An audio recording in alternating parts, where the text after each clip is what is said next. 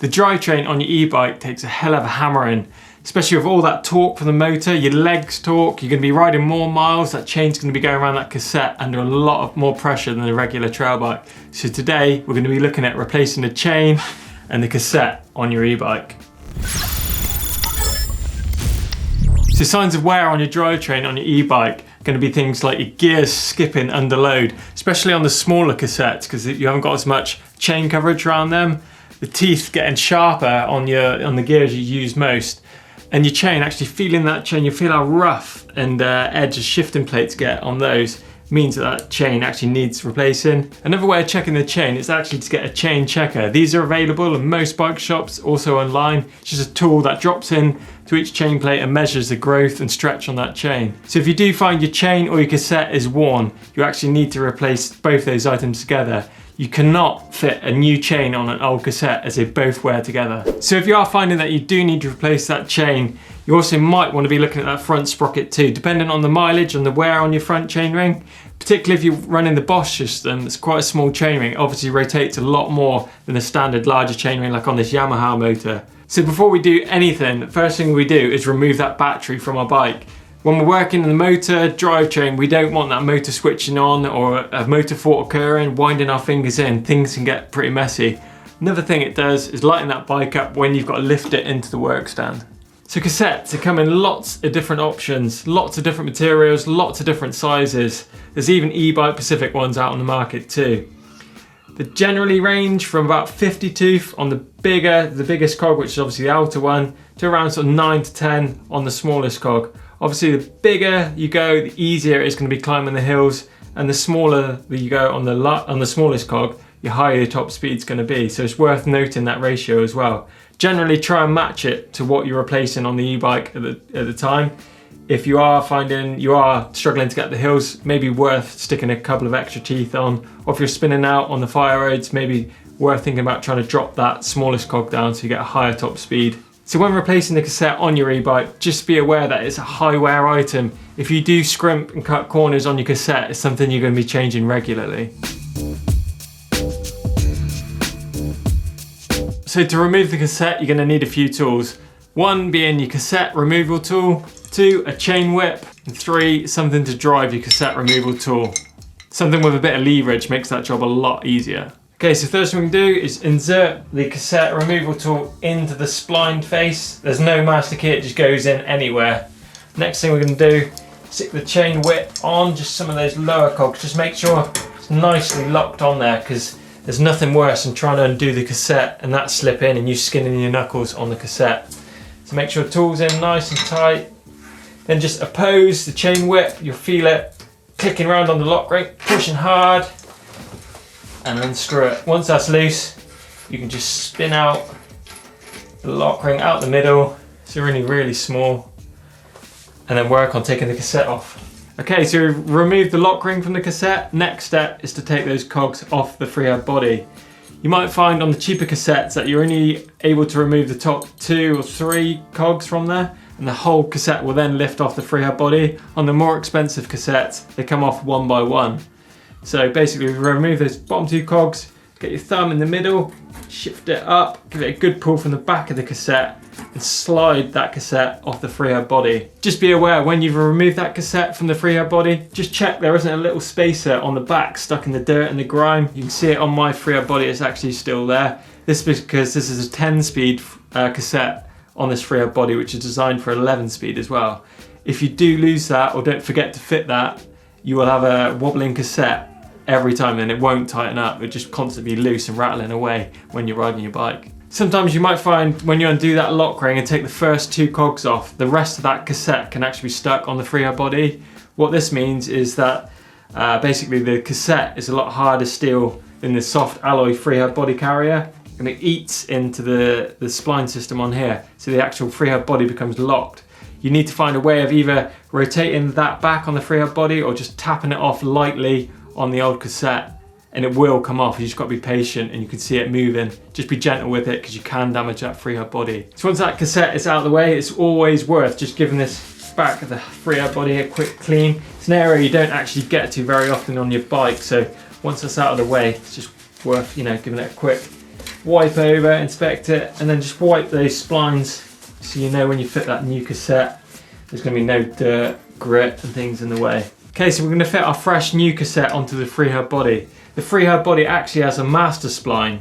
I like to keep this at about 12 o'clock to me when I'm fitting the new cassette, so I always know that that big fat part of the key is always at 12 o'clock. So I'm making sure that's at 12 o'clock, just fitting it straight on there. So when you are replacing that cassette, just make sure you're putting on the right cogs in the right order with that master spline at the top. So each cog is actually usually followed by a spacer, so just make sure you go in cog, spacer, and then as you get to the smaller cogs, there's actually spacers inbuilt, so don't be alarmed that you haven't fitted a spacer. It's all be lining nicely up with the bottom of the freehub body, and then you've got your lock ring. Just slightly spin that in just to keep them locked in place. And it's worth just looking at the cassette from the side, just making note of each gap. If you can see there's a big gap between each one, or a small gap, you know, each cog is touching, it means that you've actually fitted that cassette wrong. But just check each one is exactly the same. And then all we do is just get the freehub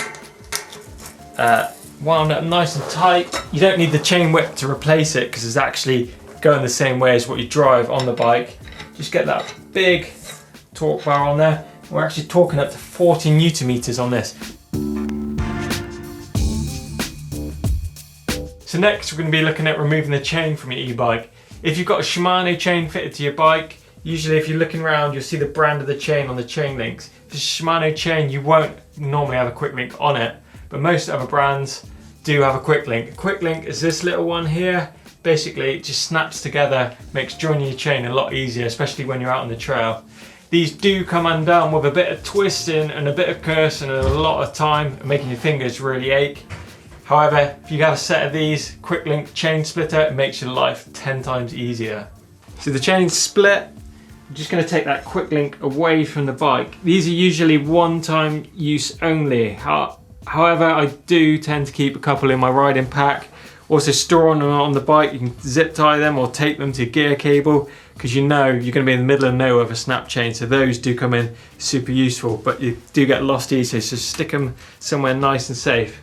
Next thing we're going to be doing is just taking that chain off the front chain ring, obviously noting if it's going through a chain device or any fancy sort of jockey wheels, just pulling that chain off. And then the same with the rear mech. It's routed through the jockey wheels as well. Another really good thing to do is, if you're not too sure about how that chain was routed through your derailleur or through your frames, just take a picture, you know, on your mobile phone before you remove it. We're just lightly pulling that out of the derailleur. Okay, so we're going to stick the new chain on the bike now. I've got it out of the box. What we are going to do is lay that new chain alongside the old chain and just making sure that we're copying the exact same length of the chain that come off the bike with the new chain. Okay, so if you do find that your new chain is actually longer than your old one, you're going to need to remove a few links. To do this, you're going to need a chain tool. One of these come in lots of different shapes, sizes. Basically, put your chain into the chain tool, nice and smooth, just make sure it's in there good. And wind the handle in, just removing that link. When you are doing this, it will push out nice and easy. So when you are breaking that chain, just ensure that you are breaking it to a blunt end, not to an open end, because you're not going to be able to put that quick link in there. Okay, we chopped that chain down to length now. Next step is fitting it to the bike. Just be aware that some chains are directional. Shimano always have the writing outwards on their chain, so just make sure you're fitting that the right way to the bike before you even start. Just start threading it in. So a good way is just clipping that on, winding that crank round, pulls the chain through nicely. What I'm going to do is give me a bit of breathing space and slack at the bottom of the bike, so I'm going to leave that hanging down. Next thing we're going to do is put it through the rear derailleur. We're going to thread it in and over the top of the little tab that's in the rear mech. A lot of people go underneath that and then end up, when they start pedaling, it making a hell of a noise. We threaded that through nicely through the derailleur. What we can do is just clip one of the quick links into there and the opposing one in this side of the chain too. So they're both nicely in place. And what I'm going to do is just clip them nicely, give them a little pull. So the quick link's fitted, it's at the top of the chain. We need just now to snap it back together. A real good way of doing that just holding onto that back brake and giving your pedals a sharp jab, and you'll see it and feel it click into place. I can see that's nicely clicked in. Quick inspection, make sure both sides have located, and then give it a crank round and it should be nice and smooth. Look at that, lovely. So that's it. I hope you've enjoyed this video on how to replace your chain link cassette on your e-bike. Don't forget to check out our other videos. Check out Steve's how to change your Bosch front chainring. Also, don't forget to give us a thumbs up and like this video. Drop us any comments below, and also to subscribe to the channel if you haven't already done so.